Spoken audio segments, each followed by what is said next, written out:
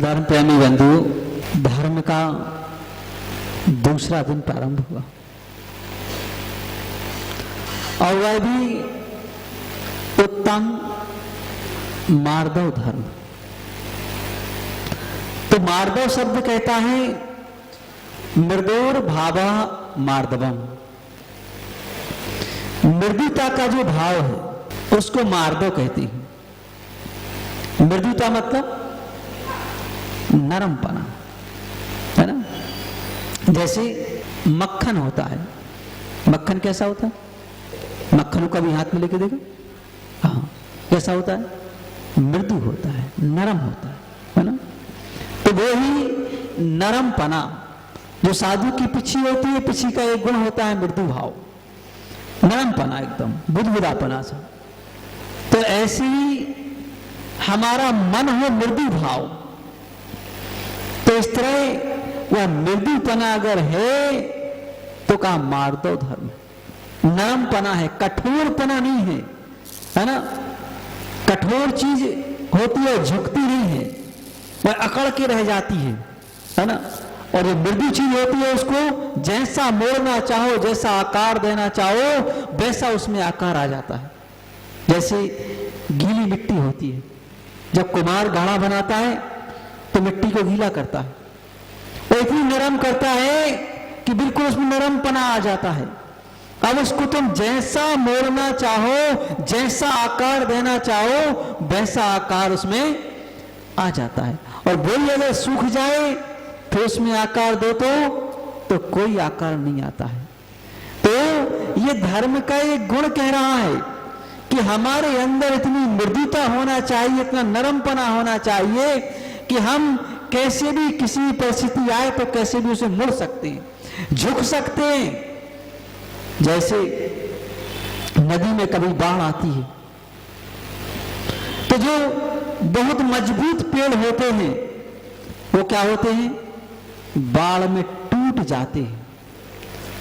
लेकिन उसके नदी के किनारे पर जो पतली पतली घास जमती है, बाढ़ नहीं महाबाढ़ आ जाए, क्या उस घास को उखाड़ पाती है?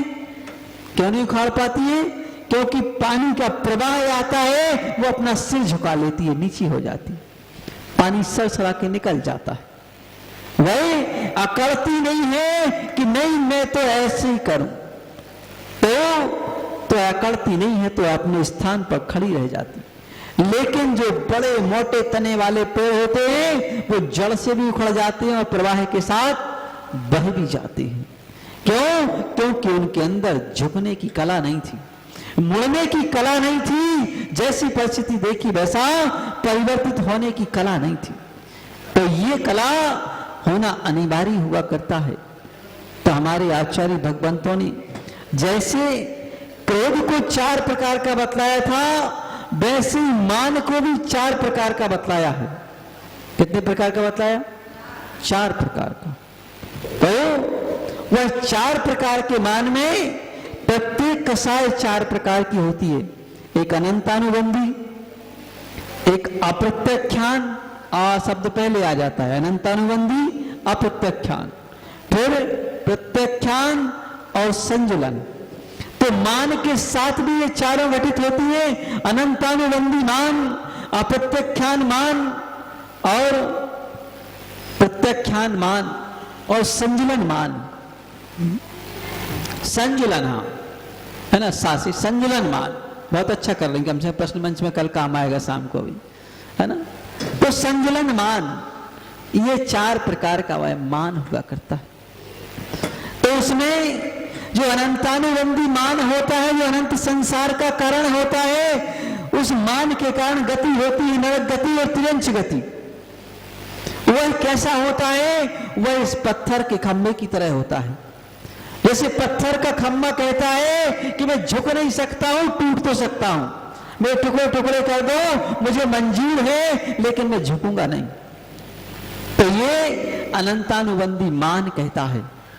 जैसे रावण ने कहा कि मैं राम के आगे झुक नहीं सकता हूं, टूट सकता हूं, मरने को तैयार हूं, मर सकता हूं, लेकिन झुक नहीं सकता हूं, बोल नहीं सकता हूं कि आई एम सॉरी, मेरे से गलती हो गई, ऐसा नहीं बोल सकता हूं कि मैंने तुम्हारी सीता का हरण किया, दूसरी स्त्री का हरण किया, ये मैंने गलती की, ऐसा बोल नहीं सकता हूं।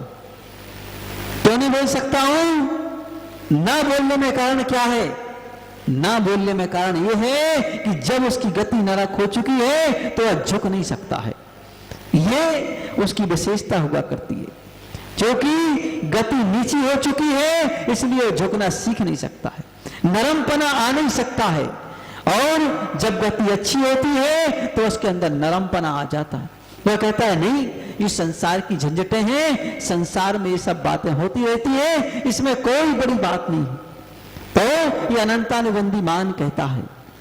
और एक होता है अप्रत्यक्षान मान, जो जिसकी तुलना हड्डी से की गई है। अनंतानुबंधी की मान की तुलना किससे की गई? खंबे से, पत्थर के खंबे से, है ना। और अप्रत्यक्षान मान की तुलना हड्डी से की गई। हड्डी में थोड़ा सा नरमपना होता है, ज्यादा नहीं होता, हल्की सी झुक जाती है, लेकिन ज्यादा झुकाओगे तो टूट जाएगी। जैसे अपन कहीं गिर जाते हैं तो हड्डी टूट जाती है। क्यों टूट जाती है? क्योंकि उसे मुड़ने की शक्ति नहीं है। चोट लगी, आगे पीछे हुई तो टूट सकती है, तो हल्की सी झुक जाती है, ज्यादा नहीं झुकती है। लेकिन पत्थर से कुछ नरम होती है। तो ये अप्रत्यक्षान मान की तुलना हड्डी से की गई है। और प्रत्यक्षान मान की तुलना लकड़ी से की गई है। लकड़ी को आप हड्डी से ज्यादा मोड़ सकते हैं, थोड़ी ज्यादा मोड़ जाती है। और संजुलन मान की तुलना बैत की लकड़ी से की गई। बैत की लकड़ी बेल जैसी होती है, जैसे पिच्छी में लगती है डंडी, ये बैत की लकड़ी कहलाती है। इसको आप पानी में डाल दो, और पानी में डालने के बाद आप उसको जैसा आकार देना चाहो वैसी वह मुड़ जाती है, और बस एक दिन बाद निकाल दो, ऐसा आकार ले जाती है। जैसे लकड़ी आती है, पिच्छी में लगती नहीं भाई लकड़ी, ये लंबी होती है सीधी, इसको पानी में डालो, एक दिन में फूल जाती है। इसके बाद आप जैसा आकार देना चाहो वैसा आकार दे दो, बस इसके बाद छोड़ दो तो अब वैसे आकार में रह जाती है। तो ये मृदुपना कहता है कि मृदुपना इस तरह का होना चाहिए कि हम जिस तरह का आकार देना चाहें वैसे आकार में वह चीज ढल जाए और उस तरह की रह जाए। क्यों? क्योंकि जीव का ऐसा स्वभाव हुआ करता है कि हम जिस स्थिति में उसको ढालना चाहें वैसा वह ढल जाता है। और हम अगर मान के खातिर अकड़ के रह जाते हैं तो हम 2 गतियों के अधिकारी हो जाते हैं। कौन सी? एक मनुष्य, एक नरक गति और एक तिर्यंच गति। और अगर झुकने की परंपरा सीख लेते हैं तो हम 2 गतियों के अधिकारी हो जाते हैं, एक मनुष्य गति और एक देव गति। तो अब अपने ऊपर निर्भर है कि हमें कौन सी गति पाना है। अगर झुकने की परंपरा सीखेंगे तो फिर से मनुष्य बन जाएंगे और देव बन जाएंगे, और अकड़ने की परंपरा सीखेंगे तो हम या तो तिर्यंच गति को प्राप्त हो जाएंगे या नरक गति को प्राप्त हो जाएंगे। तो ये दोनों परंपराएं हुआ करती हैं। इसलिए आचार्य कुंद स्वामी कहते हैं कि जम कुणदी भाव मादा कत्ता सो होदी तस्य भावस्व निश्चय दो व्यवहारा पुग्गल कम्माण कत्ताण। और ने कहा कि जब कुणदी भाव माना, जिस समय ये जीव जैसे भाव करता है उस समय वह वैसा बन जाता है। कैसा हो जाता है? जिस समय हम मान के भाव करेंगे, जिस समय क्रोध के भाव करेंगे तो क्रोध रूप परिणाम हमारे ही हो जाएंगे, मान के भाव करेंगे तो मान रूप हो जाएंगे, मायाचारी के भाव करेंगे मायाचारी रूप हमारी आत्मा परिणत हो जाएगी, लोभ के भाव करेंगे हम लोभी स्वयं हो जाएंगे। तो इन्हीं आधारों पर तो आत्मा कर्मों का ग्रहण करती है और गति का भी निर्धारण करती है। इसलिए कहा कि जिस समय ये जीव जैसे भावों को करता है वैसा ये जीव स्वमेव हो जाता है, दूसरा इसमें कोई कुछ नहीं कर सकता है। तो इसलिए हम अपने भावों को इतना सहज और सरल बनाने की कोशिश करें, नरम बनाने की कोशिश करें। सामान्य बात नहीं है, कहना बहुत आसान है, क्योंकि कहने के लिए क्या करना पड़ता है? कहने के लिए ये 2 तोले की जुबान हिलाना पड़ती है और करने के लिए ये 2 मन का शरीर हिलाना पड़ता है, जब कहीं कुछ कर पाते हैं। तो इसलिए कहना बहुत आसान होता है लेकिन करना बहुत कठिन होता है। लेकिन करना कठिन नहीं होता है, अगर मन के अंदर वो चीज आ जाए तो करना उतना ही सरल हो जाता है जितना कहना सरल हुआ करता है। तो इसलिए हम उसमें करने के साथ साथ में, कहने के साथ साथ में करने की भी, अपने मन को परिवर्तित करने की परंपरा डालें तो हमारा वो कार्य हो जाएगा। तो बंधु का इस मान के खातिर जितने भी बड़े लोग भी हैं तो कहा जो बड़े पुण्यवान जीव थे, अपन संसार में सामान्य पुण्यवान जीव हैं, कोई विशिष्ट पुण्यवान नहीं है, लेकिन बड़े बड़े पुण्यवान जीव ही इसके खातिर पतन को प्राप्त हो जाते हैं। आचार्य समंतबद्ध स्वामी ने लिखा हुआ है कि ये मान नाट कारणों से उत्पन्न होता है। ज्ञानम पूजम कुलम जाति बल मध्यम तपोवपु अष्टावासित मानुत्तम इसमें माहुर गतस मया। उन्होंने कहा कि 8 बातें आ गई। क्या आ गई?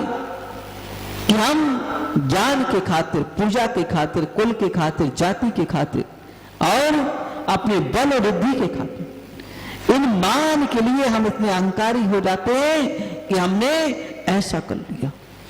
तो कहा कि इसके खातिर बस ये किन्ने कहा है कि ये मद है, अहंकार है। किन्ने कहा? का गतस मया, जिनके अंदर से मद बीत गए हैं, अहंकार बीत गया है, तो उस अहंकार बीत जाने वालों ने कहा है कि इसे हम मद कहते हैं, इसे अहंकार कहते हैं।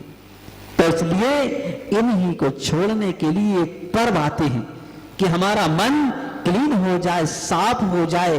लेकिन हम छोटी छोटी सी बातों में, जिनका कोई सिर पैर नहीं है, जिनसे कोई तत्व नहीं निकलता है, तो उन छोटी छोटी सी बातों को लेकर के हम अपना धर्म खो देते हैं। ये बड़े आश्चर्य की बात है। अरे भाई, तुम जानो तुम्हारा धर्म जानो, हम जाने हमारा धर्म जाने। इन छोटी छोटी सी बातों को लेकर के हम अपना धर्म क्यों खोएं? लेकिन वर्तमान समय में कहा कि दिखावा एक ऐसी चीज है कि उसके खातिर कुछ भी कर पाना बड़ा कठिन होता है। कहा हुआ है कि इस संसार में बड़ी बड़ी विशाल चीजें जिनसे हम रह नहीं सकते हैं, उनको छोड़ना सरल हो जाता है, लेकिन मान, बड़ाई और ईर्ष्या, इसको छोड़ना बड़ा कठिन हो जाता है। कैसे छोड़ें इसको, कैसे तजें कि हम मान को छोड़ दें, बड़ाई को छोड़ दें, ईर्ष्या को छोड़ दें। जबकि जिन धर्म कहता है कि ख्याति लाभ पूजा से परे धर्म होता है। जब तक ख्याति लगी रहेगी, पूजा लगी, लाभ रहा रहे, तब तक धर्म में प्रवेश नहीं होगा। लेकिन हम दूसरों के कहने से, है ना, अपना धर्म छोड़ने के लिए तैयार हो जाए। दूसरे के कहने पर हम अपना 100 का नोट छोड़ने को तैयार नहीं होंगे, लेकिन धर्म छोड़ने को तैयार हो जाते हैं। ये बड़ी बात है ना। मानव की इससे बड़ी अज्ञानता और क्या कहलाती है? कैसे बड़ी अज्ञानता और कुछ नहीं हो सकती है। अरे भाई, ठीक है, अगर हमारी तुमसे अनबन हुई तो हम तुम्हें छोड़ देते, हम धर्म क्यों छोड़े? तो जिन धर्म कहता है विपरीत बुद्धि माध्यस्थ भावो, हम विपरीत वालों से माध्यस्थ हो जाएं, लेकिन हम क्या करें? वो मान हमारे आगे आ जाता है। एक बार, सभी की दशा ऐसी ही है, इसमें कोई नई बात नहीं है। तो का एक बार एक मध्यम वर्गीय सुनार था और उसकी पत्नी हटकर बैठी कि मुझे स्वर्ण के कुछ गहने बनाओ, तुम सुनार हो, सोनी कहलाते हो। उसने कहा भी अपनी पोजीशन ज्यादा अच्छी नहीं है, इसलिए अपन ज्यादा कुछ नहीं कर पाएंगे अभी, लेकिन कुछ होने तो बना देंगे, कौन सी बड़ी बात है, लेकिन अभी अच्छी नहीं है। लेकिन वो तो हट पकड़ गई। हटीले कितने लोग होते मालूम है ना? कितने होते? 4 लोग हटीले होते। एक त्रिया हट, स्त्री हट। स्त्री हट पकड़ जाए तो नाक में दम कर दी पुरुष की कि भाई तुम्हें करना ही पड़ेगा, है ना? एक बाल हट, बच्चा हटीला होता है, बच्चा कहता है ये चाहिए तो चाहिए, है ना? आप चाहे तुम कहीं से लाके दो। तो एक बच्चा हटीला होता है, तो बच्चे की हट भी पूरी करना पड़ती है, वैसे भी करो वैसे जाओ। और एक राजहट, राजा भी हटीला होता है। राजा भी अपनी हट पकड़ ले तो मंत्रियों को समझाना पड़ता है कि अब कैसे क्या करें, इसकी हट कैसे पूरी करें। और एक साधु हट, साधु भी हटीला होता है। साधु भी कहे ऐसा ही करूंगा मैं, तो उसमें भी तो साधु की हट ही पूरी करना पड़ती है। लेकिन साधु किसी को परेशान नहीं करता, इतना ध्यान रखना। वह कहता है मैं तुमसे अपने लिए हट करता है, दूसरे के लिए नहीं करता। भाई हट क्या करेगा? कब की हट करेगा कि मैं ऐसी तपस्या करूंगा। कोई समझाएगा मत करो इतनी ज्यादा तपस्या, वो कहते नहीं मैं तो करूंगा, है ना?